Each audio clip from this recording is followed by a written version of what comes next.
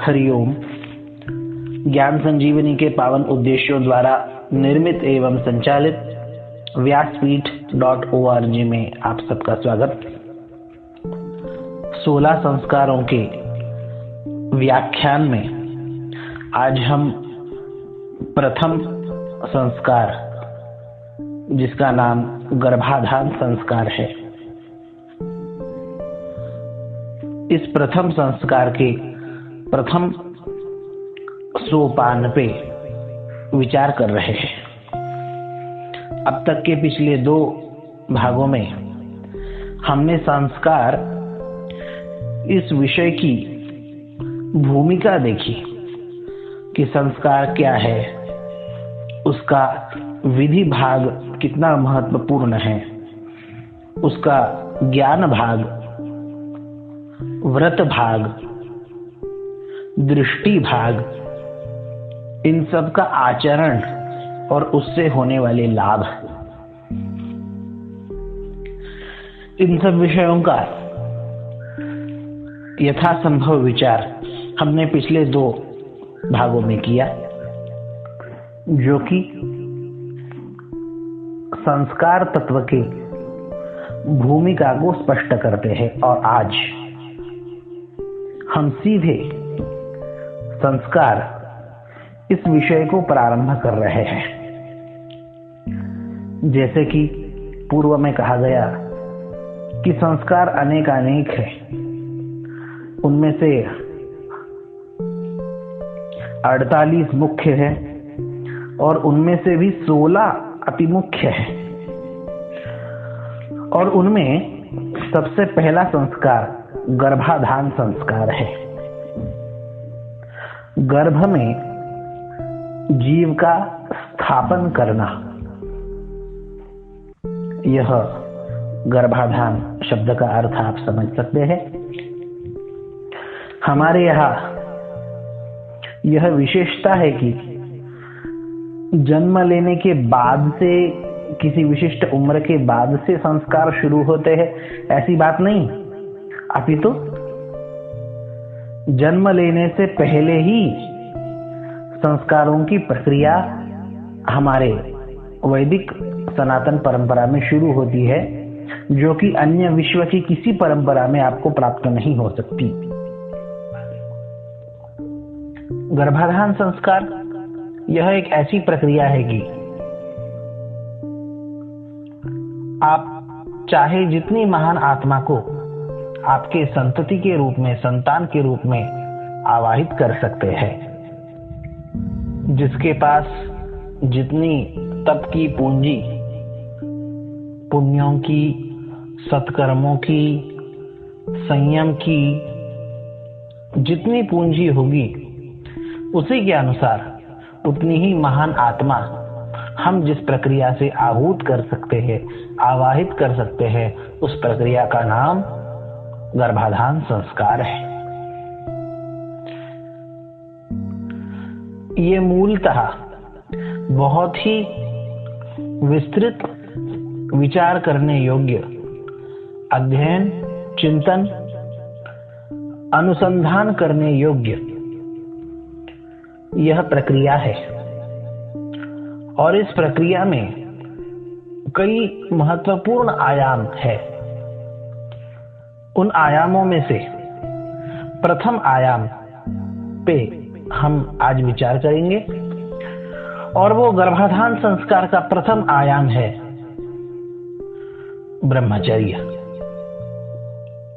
जिस दंपति के पास ब्रह्मचर्य की जितनी शक्ति संचित होगी, उतनी दिव्य संतति उन्हें प्राप्त हो सकती है, इसमें कोई संशय नहीं। संस्कार यह प्रकरण हमारे वेदों के अंगभूत गृह्य सूत्र में पाए जाते हैं, और उनमें गर्भाधान संस्कार के अंगभूत ब्रह्मचर्य का आचरण करने का विधान है। अब ये ब्रह्मचर्य कितने समय के लिए हो, इसके बारे में शास्त्रकार कहते हैं कि सकृत संवत्सर, एक संवत्सर अर्थात एक वर्ष का ब्रह्मचर्य आचरण यह उत्तम है। आज के mobile, computer, TV, Hollywood, Bollywood, इन सब के जमाने में यह एक वर्ष की बात किन्हीं को पहाड़ की तरह लग सकती है कि ये तो बहुत कठिन है भाई। तो प्रयत्न पूर्वक जितना संभव हो उतना अधिक से अधिक हम ब्रह्मचर्य का आचरण करें। 12 महीने संभव न हो तो 11 महीने, 10 महीने, 9 महीने यह उत्तम पक्ष है। साल भर से नीचे उतना भी संभव नहीं हो तो 8 महीने, 7 महीने, 6 महीने, ये 9 महीने से भी निचला पर ठीक पक्ष है। उतना भी संभव नहीं हो तो 5 महीने, 4 महीने या 3 महीने तो ब्रह्मचर्य का पालन हो। उतना भी संभव नहीं हो तो कम से कम 45 दिन या 21 दिन का तो ब्रह्मचर्य पालन होना ही चाहिए। तब जाके होने वाली संतान आरोग्य की दृष्टि से भी दीर्घायु, सुदृढ़ होगी। इस बात को आधुनिक विज्ञान भी मानता है। इसलिए जितना अधिक से अधिक संभव हो उतना ही दीर्घ काल ब्रह्मचर्य का आचरण करना लाभकारी होगा। यह अपने शास्त्र की विधि है, इस बात का तो कितने ही प्रांतों में पता ही नहीं। और इस कारण विवाह की रात्रि को ही पति पत्नी का संयोग होता है, जबकि हमारे शास्त्रों को अपेक्षित यह है कि संयम पूर्वक कुछ दिन रहे और उसके पश्चात शुभ मुहूर्त में, सुमुहूर्त में, दिव्य काल में प्रथम संयोग हो।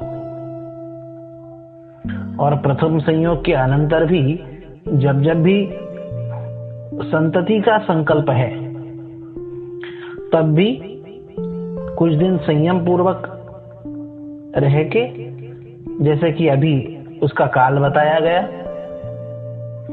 और फिर शुभ काल देख के, शुभ मुहूर्त देख के प्रयास होना यह अपेक्षित है, जिससे आज का विज्ञान भी सम्मत है।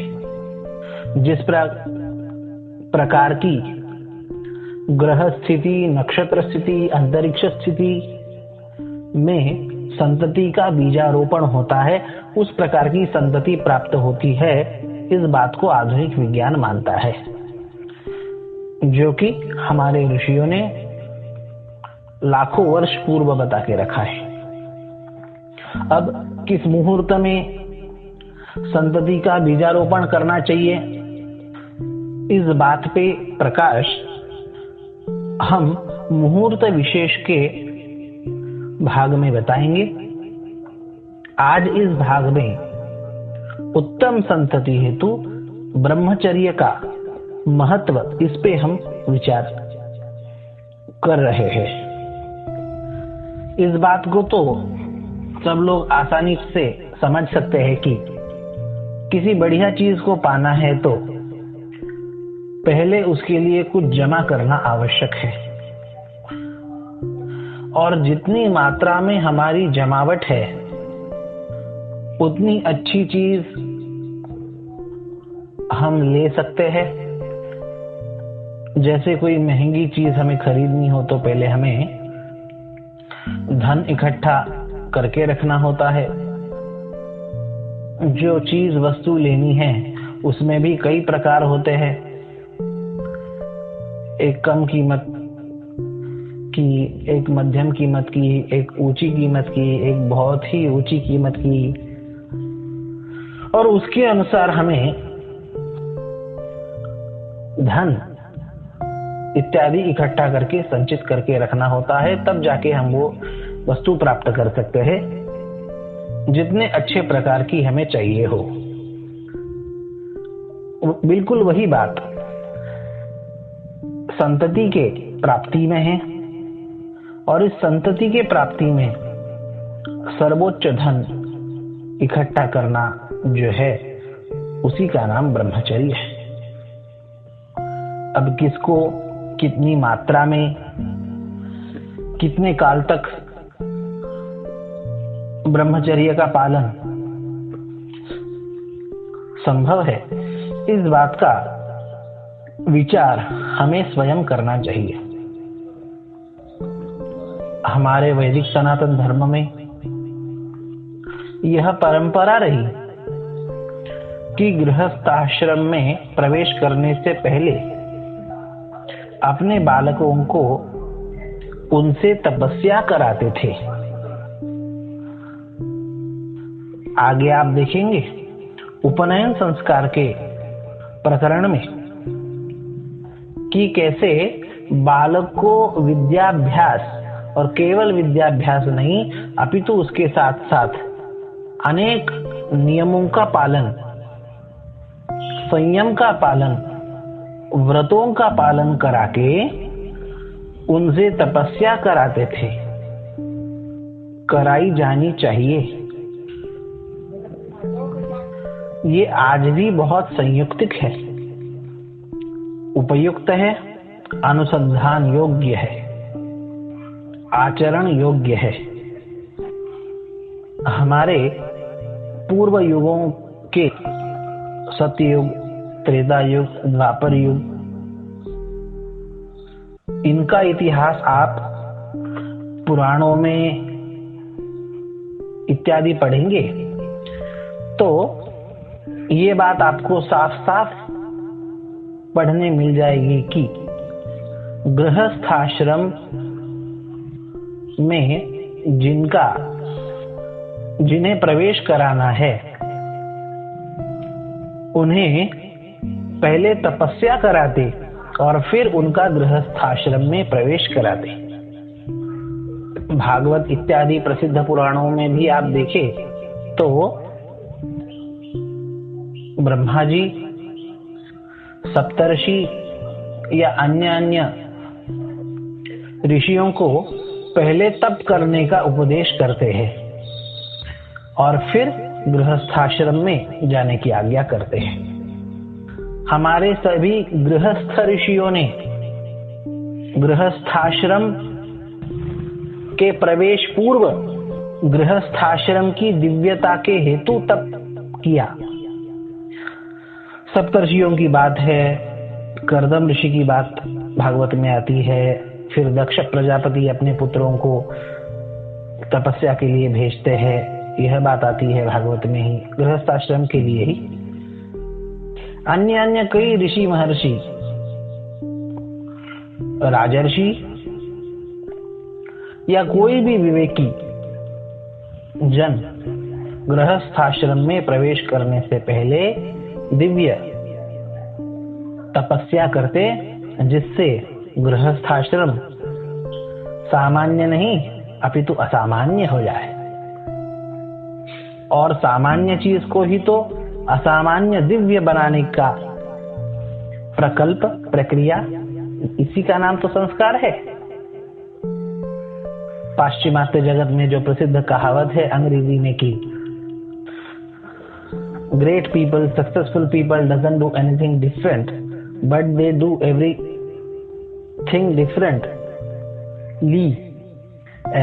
डिफरेंटली और इन अ डिफरेंट वे।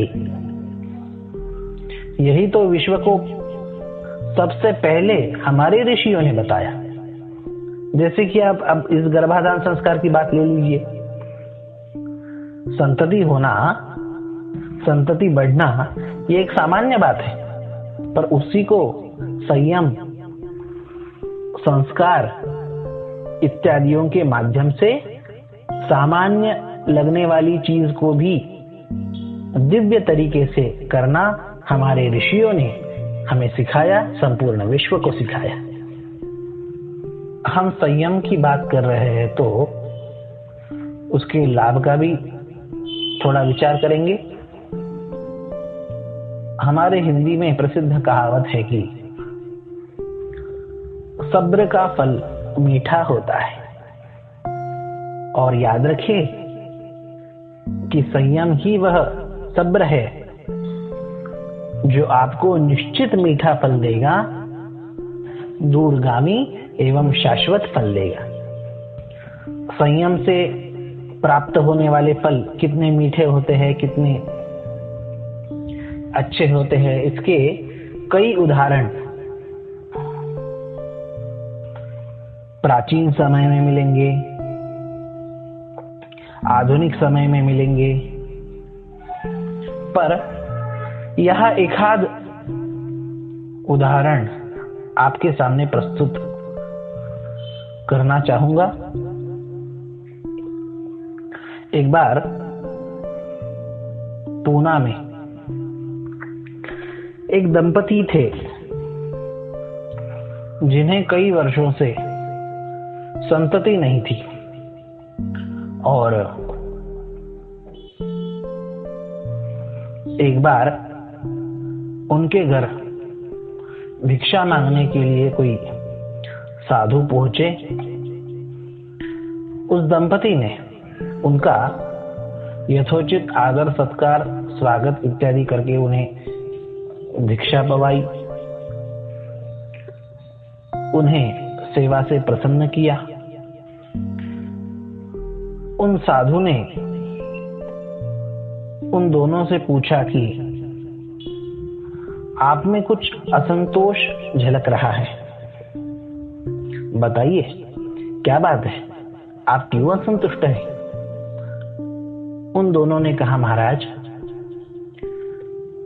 विवाह को कई साल बीत गए पर अब तक संतति नहीं। उन महात्मा ने कुछ सोचा विचारा और दोनों को फल दिया और कहा कि आपको एक कठोर नियम का पालन करना पड़ेगा। आपको 12 वर्ष तक ब्रह्मचर्य का पालन करना पड़ेगा और उसके बाद आपको संतति होगी और 12 वर्ष बाद मैं स्वयं आऊंगा। वो संत ऐसा कह के चले गए और दोनों पति पत्नी ने निर्धार किया कि अब हमें आने वाला समय, आने वाले 12 वर्ष ब्रह्मचर्य व्रत का पालन करते हुए बिताने हैं। ऐसा उन्होंने निश्चय किया। दिन जाते रहे, महीने जाते रहे, साल जाते रहे, दीर्घ काल चला गया। दोनों संयम पूर्वक व्रतस्थ तपस्पूत होकर अपना जीवन व्यतीत कर रहे थे। धीरे धीरे करके 12 वर्ष पूर्ण हुए और 12 वर्ष बाद, ठीक 12 वर्ष बाद वो साधु व संत फिर से उनके द्वार पे आए और उन्होंने देखा तो 1 साल का छोटा नन्हा बच्चा आंगन में खेल रहा है। यह देख के चकित हो गए। घर के अंदर से उन दोनों दंपति को आवाज लगाई।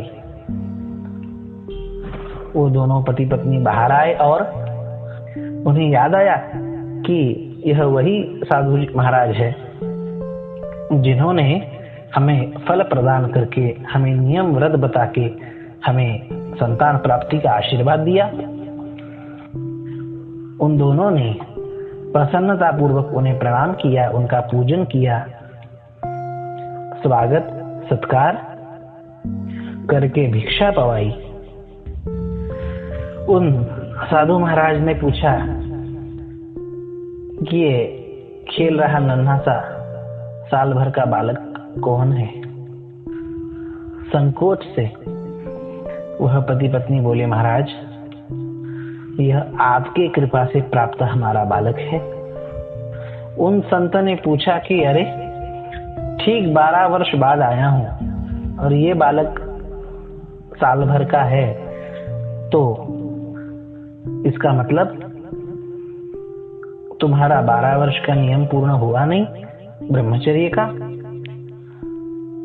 दोनों दंपति ने संकोच पूर्वक कहा कि महाराज, आपके बताए अनुसार संयम पूर्वक ब्रह्मचर्य का पालन करते हुए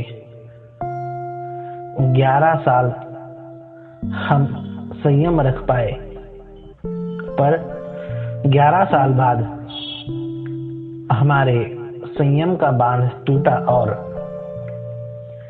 उससे जो संयोग हुआ उसी से यह बालक हुआ है। यह बात उन दंपति ने निवेदित की। संत प्रेम पूर्वक उस बालक को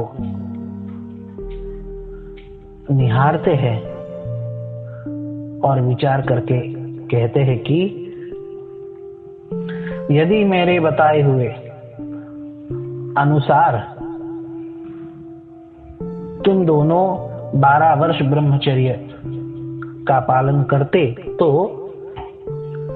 तुम्हें देवमान्य पुत्र प्राप्त होता, जिसकी मान्यता देवताओं में होगी और जिसकी बात को देवता भी मानेंगे, ऐसा देवमान्य पुत्र तुम्हें होता।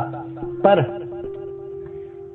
1 साल पहले तुम्हारा ब्रह्मचर्य खंडित हुआ। इसमें जैसी प्रभु की इच्छा, पर 11 साल ही सही तुमने ब्रह्मचर्य का पालन किया है, तो तुम्हें देवमान्य नहीं तो नहीं, तुम्हें लोकमान्य पुत्र प्राप्त होगा। वही आगे चल के लोकमान्य तिलक जी के रूप में उभरे, जिनके बारे में कहा जाता था the father of Indian unrest, भारतीय असंतोषता के जनक। जब पूरा भारत ठंडा पड़ा हुआ था, हमें हमेशा के लिए अंग्रेजों के ही परतंत्रता में रहना पड़ेगा, दूसरा कोई उपाय नहीं, हम कुछ नहीं कर सकते, इस प्रकार की असंतोषता पूरे भारत में भरी हुई थी। तब भारत के लोगों में उस परतंत्रता के प्रति असंतोष जगा के आसेतु हिमाचल, उत्तर भारत, दक्षिण भारत, पूर्वी भारत, पश्चिमी भारत, इन सब में जागृति फैला के जिन्होंने पूरे देश को यह मंत्र दिया कि स्वराज्य ये हमारा जन्मसिद्ध हक है और हम वो प्राप्त करके रहेंगे, यह विश्वास जिन्होंने पूरे भारत में भरा, संपूर्ण भारत के क्रांतिकारी, स्वतंत्रता सेनानी, जिन्हें अपना आदर्श मान के जिनके निर्देशानुसार कार्य करते थे, वो थे लोकमान्य तिलक, भगत सिंह, सुखदेव, राजगुरु। इन्होंने अपने अंतिम दिनों में लोकमान्य तिलक जी के द्वारा लिखित गीता रहस्य का चिंतन किया और उसी गीता रहस्य को हाथ में रख के हंसी हंसी खुशी खुशी फांसी के फंदे पे चढ़ गए। सुभाष चंद्र बोस जी, स्वतंत्रता वीर सावरकर जी, इतना ही नहीं अपितु महात्मा गांधी भी, जिन्हें अपना गुरु मानते थे और स्वदेशी की प्रेरणा जिनसे महात्मा गांधी ने जस की तस ली, वो लोकमान्य तिलक थे, जिनसे संपूर्ण ब्रिटिश शासन डरता था, जिनकी पत्रकारिता, जिनके लेख संपूर्ण देश के स्वतंत्रता सेनानियों के लिए मंत्र बन गए थे, जिनकी पत्रकारिता समझने के लिए लोग उनकी भाषा का भी अध्ययन करते, पंजाब प्रांत हो या बंगाल प्रांत हो या दाक्षिणात्य प्रांत हो, इन प्रांतों के लोग लोकमान्य तिलक जी के लेखों को, पत्रों को समझने के लिए मराठी तक सीखते थे, जिनसे अंग्रेज सरकार इतनी घबराई थी कि उन्हें भारत में नहीं, मंडाले में भारत से बाहर ले जाके कैद खाने में रखा। पर ऐसी भीषण और दर्दनाक जुल्मनाक स्थिति में भी उस लोकमान्य महापुरुष ने क्या किया? गीता रहस्य जैसा दिव्य अमूल्य रत्न महाग्रंथ लोकमान्य तिलक जी ने मंडाले के जेल में लिखा, जो कि आगे चल के सभी स्वतंत्रता सेनानियों की प्रेरणा वह ग्रंथ बना। महात्मा गांधी जी का गीता प्रेम हो या शहीद भगत सिंह, राजगुरु सुखदेव, इनका हाथ में गीता रहस्य रख के फांसी पे चढ़ना हो, अन्य अनगिनत स्वतंत्रता सेनानियों का गीता प्रेम हो, उन सब के मूल में लोकमान्य तिलक जी की गीता रहस्य कारण है। पर इतना महान ग्रंथ किस परिस्थिति में लिखा? जेल में जुल्म, अन्याय, अत्याचार सहते हुए इतना महान ग्रंथ उत्पन्न हुआ। और भी असंख्य कार्य है लोकमान्य तिलक जी के, जिन्हें दुर्भाग्य से आज का इतिहास भूल चुका है। पर उनके कार्य का तेज क्या था, यह स्वयं अंग्रेजों ने लिख रखा है। आज भी उस समय के इतिहास ग्रंथों का अध्ययन करके हम उस महापुरुष की ऊंचाई समझ सकते हैं। ये सब महानता उन्होंने अर्जित की, इसके मूल में क्या था? इसके मूल में था उनके माता पिता जी का 11 वर्ष का ब्रह्मचर्य का पालन। उस ब्रह्मचर्य की ऊर्जा से इतने महान पुरुष इस धरती पे अवतरित होते हैं। महात्मा गांधी जी ने भी यह लिख रखा है कि उनके उम्र के 28 साल बाद उनका ब्रह्मचर्य कभी खंडित नहीं हुआ। विशाल काम, दिव्य कार्य ऐसे महापुरुषों द्वारा होते हैं। ऐसे कई असंख्य उदाहरण महापुरुषों के दिए जा सकते हैं। इसलिए संयम यह गृहस्थ आश्रम में भी बहुत ही महत्वपूर्ण चीज है। इसका अवश्य पालन करें। संतति के प्राप्ति में एक सिद्धांत है कि हमारे संयम, सदाचार, पुण्य, इन सबके योग्यता के अनुसार संतति हमें प्राप्त होती है, वह हमारी ओर आकृष्ट होती है। जिस स्तर के माता पिता उस स्तर की संतति। और एक बात कि जीव जन्म लेने से पहले, मनुष्य बनने से पहले वो ये ढूंढता है कि मेरे स्तर के अनुसार मेरे लायक माता पिता कौन है। फिर वो सात्विक जीवात्मा भी ढूंढता है, राजस जीवात्मा भी ढूंढता है, तामस जीवात्मा भी ढूंढता है, अच्छा महान आत्मा भी ढूंढता है, और बुरे से बुरा दुरात्मा, दुष्टात्मा भी यह ढूंढता है कि मेरे लायक गर्भ, कोख, घर, माँ बाप कौन हो सकते हैं। और फिर वह उसके लायक माता पिता के द्वारा उत्पन्न होता है। फिर वो अच्छी संतान हो या बुरी संतान, अच्छी संतान अच्छे सात्विक माता पिताजी को जन्म लेने के लिए चयन करेगी, और बुरी संतान, बुरी दुष्ट दुरात्मा पापात्मा, वो उसके अनुसार माता पिता का चयन वो आत्मा करेगी।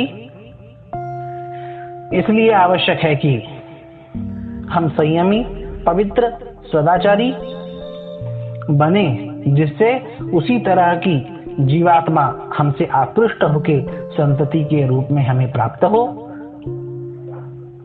कहने का तात्पर्य, संतति प्राप्ति हेतु पहले बताए अनुसार अधिक से अधिक काल तक ब्रह्मचर्य का पालन करें, संयम सदाचार का पालन करें, विवाह के तुरंत बाद या उसी रात्रि को समागम ना हो, और शुभ मुहूर्त देख के दिव्य मंत्रों का उच्चारण जिसमें हो, और नांदी श्राद्धांत कर्म गर्भाधान के अंगभूत हो। अब गर्भाधान के लिए अच्छे मुहूर्त कौन से होते हैं, किस मुहूर्त में गर्भाधान करना चाहिए, ये नांदी श्राद्धांत कर्म क्या है, इन सभी महत्वपूर्ण विषयों का विवेचन हम अगले सत्र में करेंगे। तब तक के लिए छोटा सा विराम। आप सबके लिए बहुत बहुत मंगल कामनाएं। हरि ओम।